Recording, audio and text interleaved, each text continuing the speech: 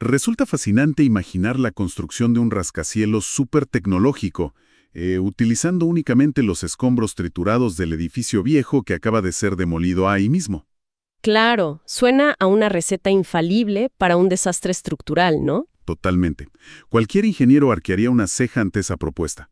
Sin embargo, ese es precisamente el concepto que rige este análisis.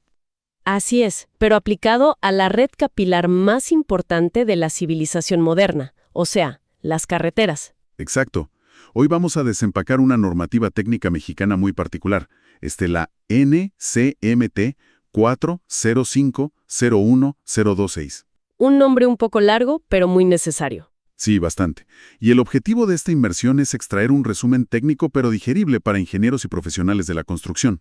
Y nos vamos a enfocar rigurosamente en dos pilares. Primero, los requisitos de calidad de estas mezclas asfálticas ecológicas. Y segundo, las condiciones operativas críticas que deben mantener las plantas mezcladoras. Porque, bueno, integrar material de una carretera vieja en una nueva no es pura magia de reciclaje. Para nada. Requiere una precisión quirúrgica monumental. La intuición de cualquiera sugeriría que basta con fresar o moler el asfalto viejo, ponerle asfalto nuevo como pegamento y ya está. Y a esperar que soporte miles de camiones, ¿verdad? Sí, pero la ingeniería de materiales dicta una realidad mucho más restrictiva. El valor real de desglosar esto es entender exactamente el porqué. O sea, ¿por qué la normativa impone restricciones tan severas? Exacto. El propósito final es garantizar que un pavimento reciclado, que usa material recuperado de pavimento, o RAP por sus siglas en inglés, dure exactamente lo mismo que uno totalmente nuevo. Es como una tensión constante entre ayudar a la ecología y mantener la integridad estructural, digamos. Así es, y esa tensión estructural plantea la primera gran regla. Antes de encender una planta, hay que saber cuánto material recuperado podemos usar realmente. Y uno pensaría que entre más mejor, ¿no? Pero la norma tiene umbrales rígidos. Habla de proporciones de hasta el 10, 20 o 30% de la masa seca. Sí, y esa decisión no depende de qué tan grande sea tu máquina trituradora. Es inversamente proporcional al volumen de tránsito esperado. A ver, para quienes nos escuchan, es como hacer un puente con bloques de Lego usados. Me gusta esa analogía. Claro, si sabes que van a pasar camiones pesados todos los días por ahí, quieres la mayor cantidad de piezas nuevas sin nada de desgaste. Totalmente. La norma cuantifica ese desgaste usando los ejes equivalentes de 8,2 toneladas. En las ecuaciones lo ves como la sumatoria L. Que básicamente es la medida estándar para calcular la fatiga del pavimento a lo largo de su vida útil. Exactamente. Entonces, a mayor tránsito pesado proyectado, menor es la proporción de material recuperado que te dejan usar, y viceversa. Pero aquí me surge una duda leyendo la norma. El límite máximo absoluto es el 30%, incluso en carreteras rurales sin casi tráfico. Sí, ahí está el tope. ¿Pero por qué? O sea, si no hay camiones, ¿por qué no reciclar la mitad de la carretera vieja? Suena que desperdiciamos material. Lo que pasa es fascinante, y tiene que ver con la química. El cemento asfáltico residual en ese material recuperado ya sufrió muchísimo. Claro, años bajo el sol y la lluvia. Exacto. Radiación ultravioleta, ciclos de frío y calor, oxidación severa, y por esa oxidación pierde sus componentes ligeros, los maltenos. Entonces se vuelve súper rígido. Rígido y quebradizo. Si pasas de ese 30%, tu nueva carretera hereda esa rigidez. Se vuelve casi como un cristal en lugar de un polímero flexible. ¡Wow! Y con el primer cambio brusco de temperatura, ¡pum!, se fractura todo. Así es. No importa si pasan 2 coches al día, se va a agrietar. Eso explica por qué no se puede confiar en mezclar al azar. Y bueno, pasando de la cantidad al diseño, vi que mencionan el famoso método Marshall. El clásico de la industria, sí. Pero la norma parece empujar más hacia el diseño por desempeño, ¿no? Como que acorrala al Marshall. Totalmente. El método Marshall solo se permite si usas máximo un 10% de material recuperado y en carreteras de hasta 10 millones de ejes equivalentes. O sea, para tránsitos moderados y muy poco reciclaje. Exacto, porque evalúan cosas empíricas. Pero si ya vas por un 20 o 30% o ese 10% es para una superautopista, el diseño por desempeño es obligatorio. Y viendo las exigencias para ese material viejo, la limpieza que piden roza lo imposible. Es estricta, sin duda. Dicen que debe estar libre de finos arcillosos, plásticos, metales, materia orgánica, combustibles. Es material rascado de una carretera. Literalmente basura de 15 años, sí. ¿Cómo evitan que lleve plásticos o aceite de motor? Debe ser una pesadilla logística limpiar eso. Es monumental, pero es innegociable, porque cada uno de esos contaminantes actúa como un punto de falla. O sea, un pedazo de plástico no pega con el asfalto nuevo. Exacto, se vuelve un punto de tensión donde nacerá una grieta. Y además de limpiar, si pasas del 10% de reciclaje, es obligatorio usar aditivos. ¿Aditivos rejuvenecedores? Sí. Si conectamos esto con el panorama general, entra la reología, que estudia cómo fluyen los materiales. El asfalto viejo fluye como resina petrificada. Muy espeso, digamos. Demasiado.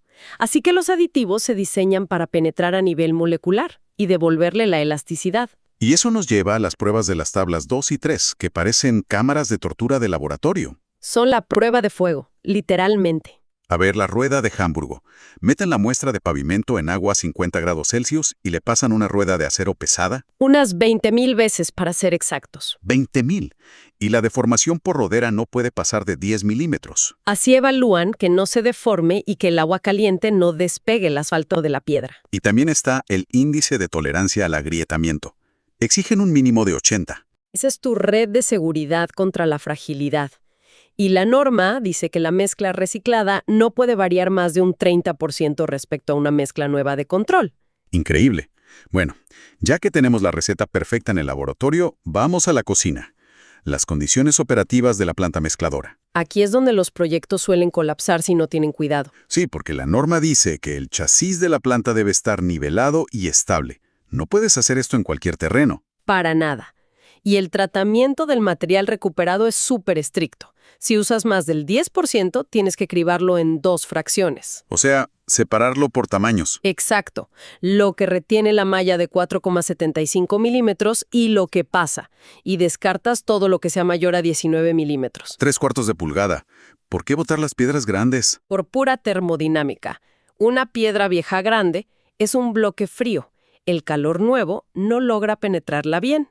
Ah, y si eso llega a la carretera, el asfalto virgen no la cubre homogéneamente. Exacto. Creas un punto débil. El compactador la rompe. Y tienes un bache el primer mes. Y para manejar estos tamaños en plantas continuas, la norma exige al menos 5 tolvas. Así es. 3 tolvas para el material pétreo virgen y 2 exclusivas para el recuperado. Pero lo que más me voló la cabeza es el tema del fuego. Tienen que evitar que la flama directa toque el material recuperado en el tambor. Esa regla es vital. Yo lo pensaba como derretir chocolate. Si pones el chocolate al fuego directo sin baño María, el azúcar se quema, se amarga y se arruina todo. Es una analogía perfecta. Aquí es donde se pone realmente interesante, porque químicamente pasa lo mismo en el tambor. O sea, se sobreoxida el asfalto viejo. Propiedades ligantes que quería salvar con aditivos se incineran. Y me imagino que saca un humo negro terrible. Contaminación pura.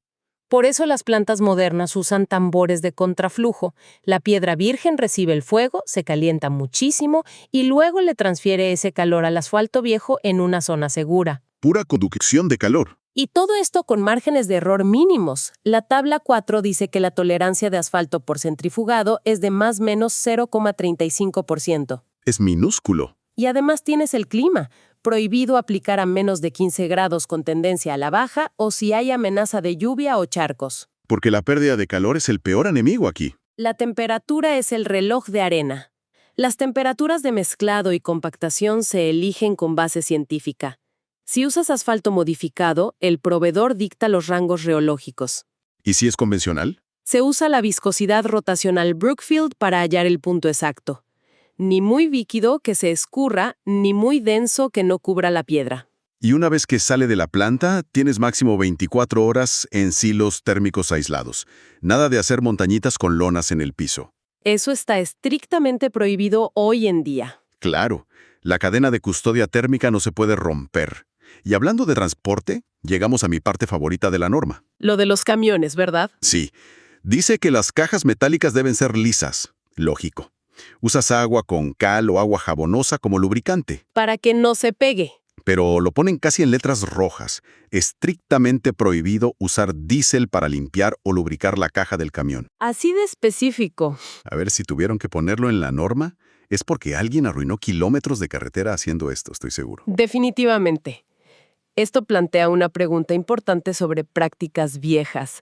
El diésel es barato y muy resbaladizo. Los camioneros debían amarlo. Sí, pero químicamente es un desastre. Es un solvente derivado del petróleo. Disuelve el cemento asfáltico al instante. O sea, le eches diésel a la caja, le tiras asfalto hirviendo encima y el diésel derrite el pegamento de las piedras que tocan el fondo. Literalmente lava el ligante. Y eso genera segregación química. Quedan parches porosos en la calle que se van a desmoronar rapidísimo. ¡Qué locura! Y el llenado del camión también está súper regulado. Nada de hacer una gran montaña en el centro de la batea. Porque las rocas grandes rodarían hacia los bordes. Segregación granulométrica, claro. Tienen que descargar en partes, de los extremos al centro. Y cubrir con lona térmica de inmediato. Ahora, suponiendo que el camión llega perfecto, los criterios de aceptación en la obra son brutales. Es que el control de producción es rigurosísimo. Cada 200 metros cúbicos de mezcla, que son como 14 camiones, te revisan granulometría y contenido de asfalto. Según la tabla 5. Y vi que el polvo fino de la malla 200 tiene una tolerancia de apenas 1,5%. Sí, porque mucho polvo te seca la mezcla y muy poco te quita estabilidad. ¿Y qué pasa cada 2.000 metros cúbicos? Ahí se hace la batería pesada. Pruebas de desempeño completo, volumetría, la rueda de Hamburg, tolerancia al agrietamiento, todo de nuevo. O sea, que este rigor científico no se queda solo en el papel, lo están midiendo constantemente. Si fallas, te pueden rechazar el tramo completo. Bueno, recapitulando este viaje enorme, vimos que reciclar hasta un 30% de una carretera vieja es una victoria total para la conservación. Pero no es algo casual. Para nada. Exige matemáticas de tráfico pesadas, rediseño reológico con aditivos, modificar físicamente las tolvas de la planta y evitar el fuego directo. Y una cadena de custodia térmica impecable desde el silo hasta la compactación. Todo para que la carretera funcione perfecto. Pero esto me deja pensando en algo para cerrar esta sesión. Una idea provocativa. A ver, cuéntame. Hoy construimos usando un 30% de material reciclado. Súper modificado con aditivos y químicos, ¿no? Así es. Pero, ¿qué va a pasar dentro de 15 o 20 años cuando esa misma carretera necesite ser reciclada otra vez? ¡Wow! ¿El reciclaje del reciclaje? Exacto.